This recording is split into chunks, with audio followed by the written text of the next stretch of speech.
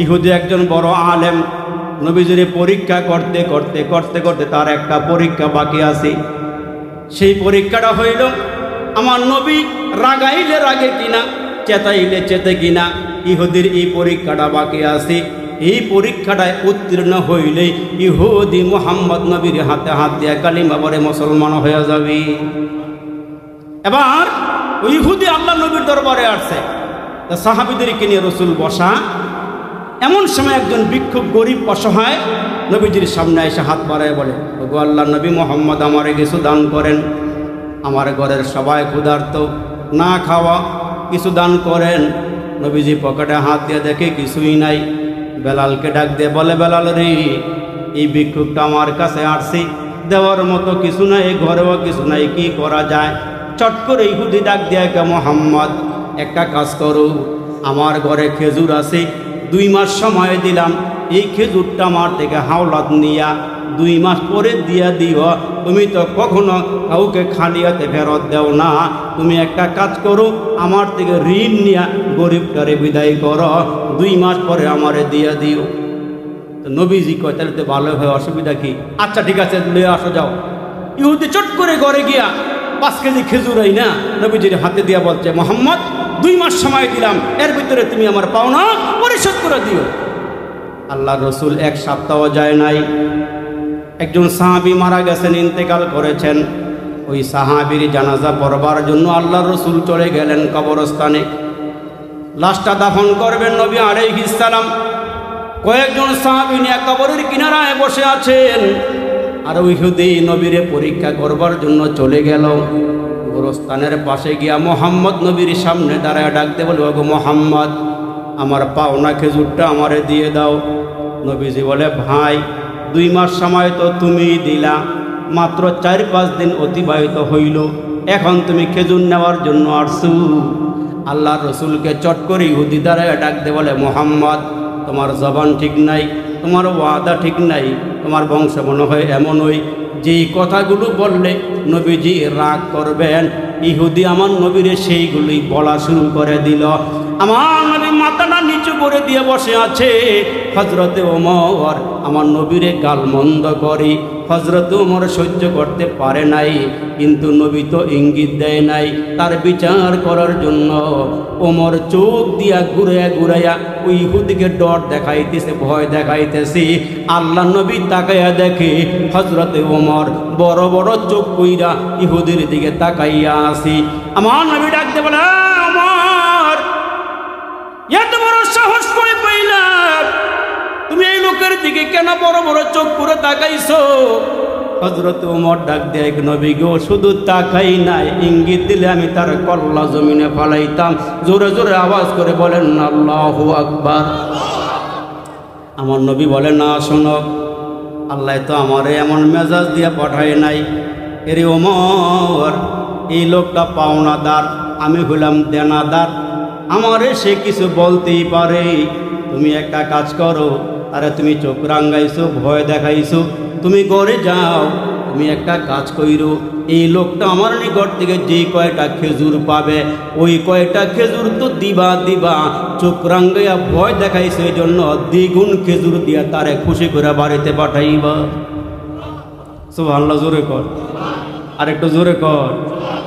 কেবল নবীর উম্মত আমরা। আল্লাহু আকবার। হযরত ওমর দাঁড়ায় গেলেন, লব্বাইক ওয়া সাদাইক ইয়া রাসূলুল্লাহ, ঠিক আছে আমি আপনার কথা মানলাম। ইহুদির এইবার হযরত ওমর ঘরে নিয়ে গেলেন। ঘরে নিয়ে বসাইয়া বিবিকে ডাক দেখে, বিবি রে, ঘরে খেজুর আসেনি? বিবি ডাক দিয়া কয়, স্বামী, কি জন্য ইহুদির আপনার ঘরে নিয়ে আসলেন? তো আমি নিয়ে আসি নাই, আমার নবী পাঠাইছেন তারে নিয়ে আসার জন্যে। আমার নবীর নিকটে ইহুদি কিছু খেজুর পাবে, সেই খেজুরটা আমার পক্ষে দেওয়ার জন্য রসুল পাঠাইছি। ঘরে খেজুর আসেনি বলো? হযরত ওমরের বিবি ডাক দেয়া কয়, স্বামী গো, তুমি তো জানো না আমি আমার নিজের জানের চেয়ে মুহাম্মদ নবীর বেশি ভালোবাসি। ও স্বামী, দরকার হয় রাতে না খায়া থাকবো, বাচ্চাদেরকে আদর দিয়া দিয়া ঘুম পাড়াইয়া দিব, অসুবিধা নাই, নবীর পাওনাদার আগে বিদায় করুন।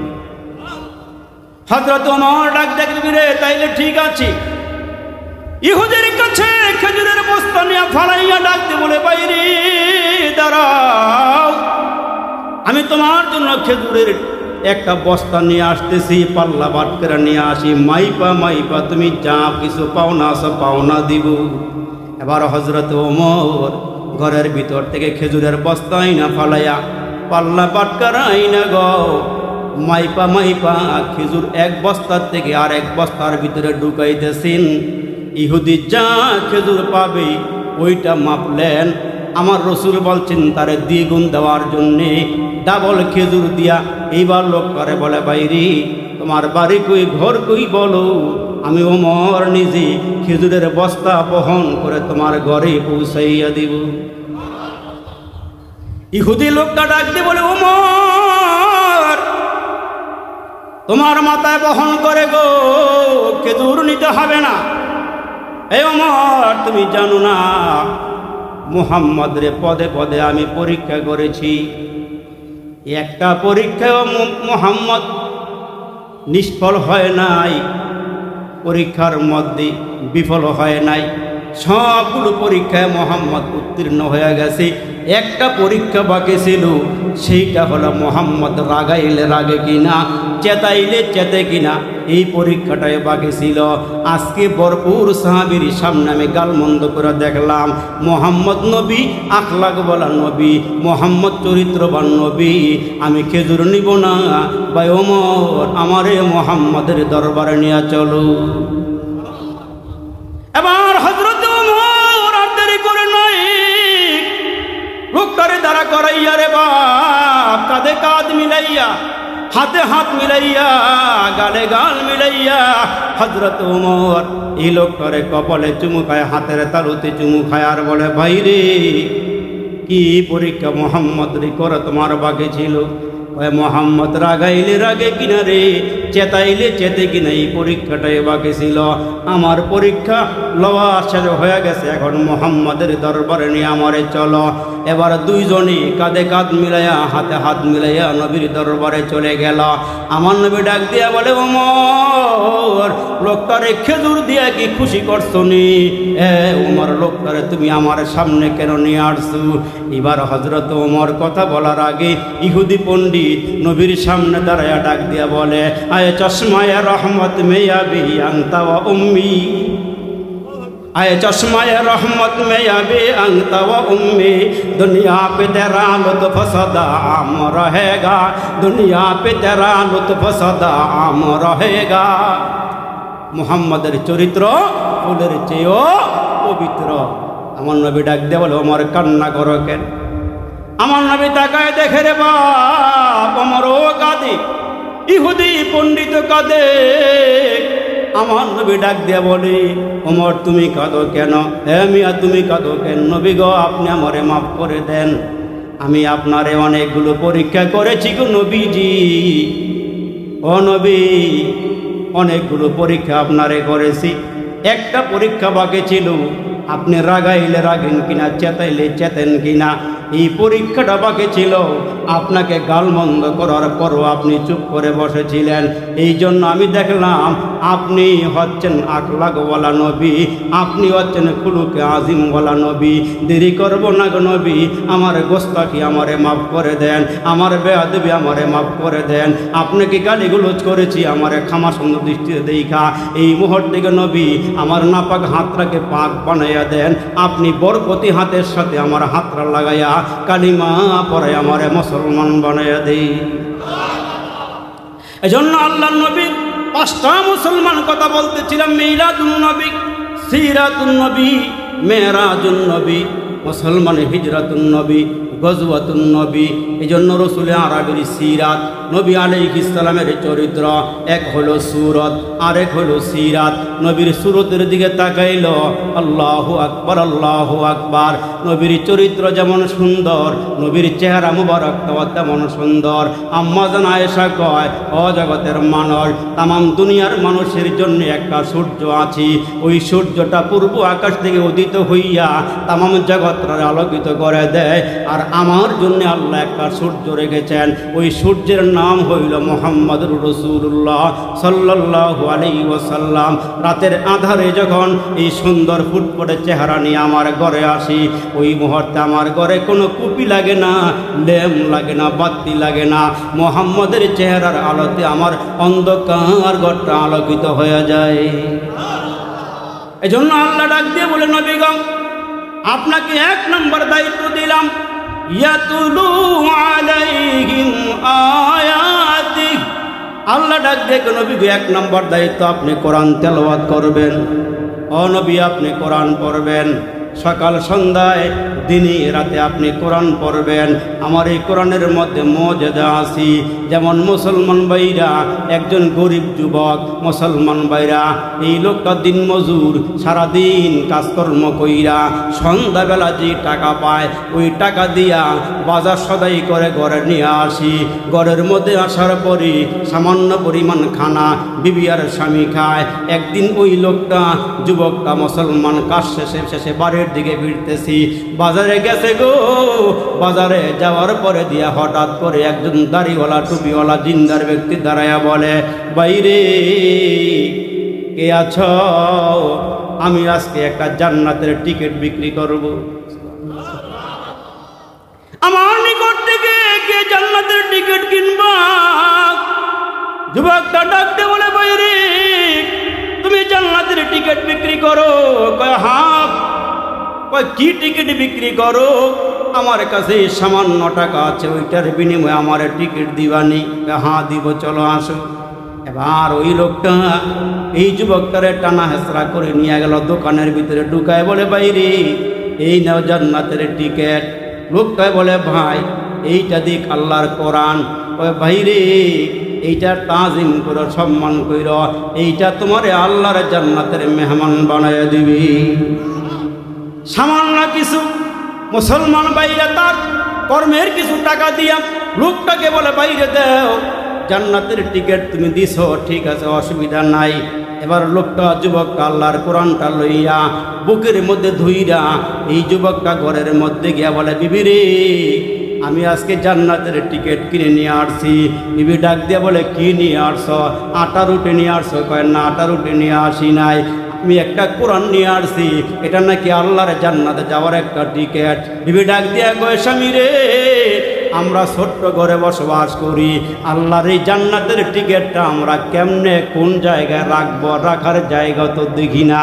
ডাক দিয়া কই, স্বামী একটা কাজ করো, এইটা রাখার জায়গা আমাদের ঘরে নাই, তুমি একটা কাজ করো, এই জান্নাতের টিকিটটা বুকে লইয়া তুমি অর্ধেক রাত দাঁড়াইয়া থাকবা, বাকি অর্ধেকটা রাত আমি ঘুমাবো, তুমি দাঁড়াইয়া থাকবা।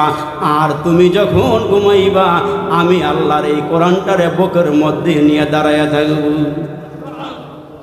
তারা আল্লাহর কোরআনকে কেমন সম্মান করেছে, কেমন ইজ্জত করেছে রে বাপ। এই জন্য আল্লাহ নবীর সিরাতকে আমরা যদি ফলো করি, নবীজির আখলাক, নবীজির চরিত্র আমরা যদি ফলো করি বাপ, নবী আলাইহিস সালামের চরিত্রে যদি আমরা চরিত্রবান হইতে চাই, এই জন্য আল্লাহ রসুল বললেন, ও আমার উম্মতেরা আল্লাহর কোরআনকে আঁকড়িয়ে ধরো। আমার নবী আল্লাহর ঘর মসজিদে ঢুকলেন, ঢুইকা গিয়ে দেখেন একজন সাহাবী আল্লাহর ঘরের কর্নারে বৈশা বৈশা খালি কুল হু আল্লাহু আহাদ, কুল হু আল্লাহু আহাদ, এই সূরাটা বারবার সাহাবী আল্লাহর ঘরের কর্নারে বৈশা বৈশা পড়ে। আমার নবী দীর্ঘ সময় পরে ওই সাহাবীরে ডাক দিয়ে কাছে আনলেন, ডাক দিয়ে কয়, সাহাবীরি আমি তোমারে দেখতেছি তুমি শুধুমাত্র কেবলমাত্র আল্লাহর ঘরে বৈশা বৈশা কুল হু আল্লাহর সূরাটা তেলাওয়াত করো। ওই সাহাবী ডাক দিয়ে কয়, নবী গো আমার অন্য অন্য সূরাও মুখস্থ আছে, কিন্তু আমি সূরা ইখলাস রে মোহাব্বত করি, ভালোবাসি, এই জন্য এই সূরাটা আমি বেশি বেশি তেলাওয়াত করি। আমার নবী ডাক দিয়ে কয়, সাহাবী শোনো, তুমি যদি আল্লাহর কোরআনের সূরা ইখলাসকে মোহাব্বত করে বেশি বেশি তেলাওয়াত করো, আমি রসুল তোমারে বলতেছি তুমি শোনো, তোমার এই সূরা ইখলাস আল্লাহ পাকের জান্নাত পর্যন্ত পৌঁছে দেবে। নবী ডাক দিয়ে কাল এদিকে আসো, রাতের বেলা ঘুমাইতে যাইবা? কয় হ্যাঁ, আমরাও তো মাহফিল শেষ করে ঘরে ঘুমাইতে যাব। আমার নবী ডাক দিয়ে, কালি সারা রাত তো তুমি বসে বসে কোরআন খতম করতে পারবো না, ঘুমানোর প্রয়োজন আছে। একটা কাজ কইরো, তুমি আল্লাহর কোরআনটা খতম করে ঘুমায়ো। সাহাবী ডাক দিয়ে, নবী গো, এত রাত আমি কেমনে জাগবো? এটা কি সম্ভব নেই? আমার নবী কয়, চিন্তার কোনো কারণ নেই রে সাহাবী, রাতের বেলা তুমি 3 বার সূরা ইখলাস করে ঘুমাইও, তাইলে আল্লাহ আর কোরআনটা খতম করে ঘুমাইবার সওয়াব আল্লাহ তোমার আমলনামায় দান করবি। আমরাও তো ঘুমাই, 4 দোকান 8টা বাইরে বাইরে আগে ঘুমাই, ঘুমে না করলে 12টা পর্যন্ত দোকানের মধ্যে গিয়ে বইয়া 4 দোকানে গিয়ে টেলিভিশন দিয়ে চাইয়া থাকি। আর আমাদের দেশের মানুষও বড় চালাক, যারা দোকানদারি করে, হুজুর গাবি কিনলে বাছুর ফ্রি, বকরি কিনলে বাচ্চা ফ্রি, 3টা সাবান কিনলে 1টা সাবান ফ্রি। এই ফ্রি না হলে মানুষের আগ্রহই কম। এই জন্য হুজুর 4 দোকানের ভিতরে 36 ইঞ্চি টিভি ছেড়ে দিছি, 1 কাপ চা খাইলে মাগনা 6 ঘন্টা টিভি দেওয়া ফ্রি। কথা কয় না, কথা কয় না, ঠিক কিনা জোরে কম। এই সার তো না বইবে গল্প গুজব। আর মাঝে মাঝে আমরা যুবকরাও মাশাআল্লাহ হুজুর দেখলে লম্বা করে সালাম দিব, আর হুজুর দেখলে মিলাদ পড়া শুরু করব। আমরা যখন রাত্রে ওয়াজের থেকে বাড়ির দিকে ফিরি, হঠাৎ করে সাইয়াদি 3-4টা মিল্লা কানের মধ্যে কিনে লাগাইয়া এই যে ইচ্ছা মতন মাথা লাড়তাছে, হেলতেছে, দুলতেছে, হ্যাঁ যা মনে চায় তাই করতেছে। যেই মাত্র হুজুরে দেখছে, একেবারে টান দিয়ে ইয়ারফোনটা খুললা হুজুরে দেখা, কিরি এতক্ষণ কি করলে, এখন কি করো? হুজুর একটা মাসালা জিগে লেখা রয়েছি। কি মাসালা? হুজুর সবে কত, কবে সবে কত? জিগাইলাম এত রাত্রে সবে কত, তুই কি করবি? হুজুর আমাকে তো টাইম টেবিল নাই হুজুর, শুনছি আপনার কথা থেকে 83 বছর 4 মাসের সব বলে একটা কদর পাইলে। হুজুর একটা কদর পাইছিলাম, আরেকটা অপেক্ষায় রয়েছি। হুজুর 5 ওয়াক্ত নামাজ পড়ার টাইম পাই না, তার কারণ আমাদের দেশের মধ্যে শুকুর মুন্সির সংখ্যা হলো বেশি। ঈদ মুন্সি, খাট মুন্সি, শুকুর মুন্সি। এই বছরে একবার ঈদের নামাজ পড়বো, এটার নাম ঈদ মুন্সি। জানাজার নামাজ পড়ে নাম হলো খাট মুন্সি। শুক্রবারে একদিনকে হাজিরাদের নাম হলো শুকুর মুন্সি। আছে না নাই? জোরে কোন আছে না নাই? আল্লাহু আকবার। এই অবস্থা হচ্ছে আমাদের দেশের। মুসলমান টেলিভিশনের বড় গরম দেখবেন, আজারে বাজারে সামাজিক অসুবিধা নাই। আর যুবকের দিকে সাইলে দিয়ে বলি, এই সিরাতুন নবীর অর্থ হলো মাথার চুলটা নবীর কাটিং দিয়ে রাখা, দাড়িগুলো নবীর কাটিং দিয়ে রাখা। এখন আমরা দেশের যুবকের মাথার চুলের অবস্থা হলো 3 দিকে মাথার মধ্যে চুল নাই, মাঝখানে ওটা বনরুটি। জোরে কোনো আছে না নাই? সারা মাথায় চুল নাই, মাঝখানে বনরুটি বানায় রাখছে। হ্যাঁ গিয়ার খায়, টাইগার খায়, এমন কত কিছু খায়। খাওয়ার পর শরীর জোর নাই, কুত্তায় খেকন দিলে হ্যাঁ গিয়ে পানি করে দেয়। আছে না নাই? নামাজের কথা কইলে বেটকি দিয়ে হুজুর হুজুর নামাজটা পড়ে একটু, হুজুর নামাজটা একটু চালাইয়া নিয়েন। হুজুর 3 বেলা গরম ভাত খেয়ে 5 বেলা আজান দিয়ে নামাজটা একটু চালাইয়া নিয়েন। হুজুরের জিম্মাদারি দিয়া দিছে। সিরাতুন নবীর মাহফিল থেকে এটা সে শিখতো না যে নামাজ ছাড়া আল্লাহ এই দুনিয়ার মধ্যে কোনো মূল্যায়ন করে না, আখিরাতে কোনো মূল্যায়ন করে না। আর হ্যাঁ মনে করছে শুকুর মুন্সি দিয়ে হইয়া হাজিরা দিয়ে মনে জান্নাতে হয়ে যাবো। না বাপ, এত সহজ না। এই জন্য পায়ে হাত দিয়া বলি, নবীর আদর্শে আদর্শবান হও, নবীর চরিত্রে চরিত্রবান হও, নবীর আখলাকে আখলাক বলা হও। বিশ্বনবী মুহাম্মদুর রাসূলুল্লাহ যেই তরিকা নিয়ে দুনিয়াতে আসছিল, ওই তরিকা অবলম্বন করো, ওই পথ ধরো, তুমি আল্লাহর পথ পর্যন্ত গিয়া জান্নাতে পৌঁছতে পারবো। আওয়াজ দিয়ে জোরে বলেন ঠিক না বে ঠিক? এই জন্য প্রতি বছর নীলকান্তে একটা সিরাতুন নবীর মাহফিল হয় 3 দিন ব্যাপী। আজকে সমাপনী দিবস উপলক্ষে আজকে যিনি আমাদের মাঝে আসতেছেন, নন্দিত আলেমে দ্বীন পীরে কামেল হযরতুল আল্লাম আলহাজ মাওলানা নানুপুরি হুজুর সালাউদ্দিন নানুপুরি দামাত বরকাতুহুম, তার আগে একটু বয়ান করবেন আমাদের এই সোনারগাঁয়ের গর্ব, যিনি সামনে একটা প্রতীক নিয়ে আপনাদের সামনে আসতেছেন। রিক্সা মার্কা, উনি এই নির্বাচন করার জন্য রিক্সার একটা প্রতীক নিয়ে আপনাদের মাঝে আসতেছেন। আল্লাহর জমিনে আল্লাহর দ্বীনকে প্রতিষ্ঠা করার জন্য ওলামায়ে কেরাম নির্লস মুসলমান চেষ্টা চালাইতেছে। তার কারণ হইল, আমরা আইয়ুব খানের বক্তব্য শুনেছি, আমরা বঙ্গবন্ধুর বক্তব্য শুনেছি, আমরা এরশাদ চাচার দেখছি, আমরা এই দেশে অনেক কিছুই দেখছি, কিন্তু একটা বার দেখা বাকি রয়েছে। আসলে হুজুররা সংসদে গিয়ে কী করতে চায়, আমাদের দেশকে কি করতে চায়, এই একটা জিনিস আপনারও দেখা বাকি, আমারও দেখা বাকি। আওয়াজ দিয়ে জোরে বলেন ঠিক না বেঠি? এখন বর্তমানে যে উর্বরটা আমাদের দেশে আছে, এই অলিয়া উলিয়ার দেশ, পীর বুজুর্গের দেশ, মসজিদ মাদ্রাসার দেশ। আপনারা যদি একটা নিজের ভোটটা যদি মুসলমান ভাইরা ভালো একটা জায়গা দিয়া যদি একটা ওলামায়ে কেরামকে যদি আপনি সংসদে পাঠাইতে পারেন, আশা করা যায় ওই আলেম দুর্নীতিবাদ করবে না, টেন্ডারবাজি করবে না, চাঁদাবাজি করবে না, মানুষের জায়গা দখল করবে না, বাজারে বাজারে দোকান থেকে চাঁদাবাজি করবে না। আওয়াজ দিয়ে জোরে বলেন ঠিক না বেঠি?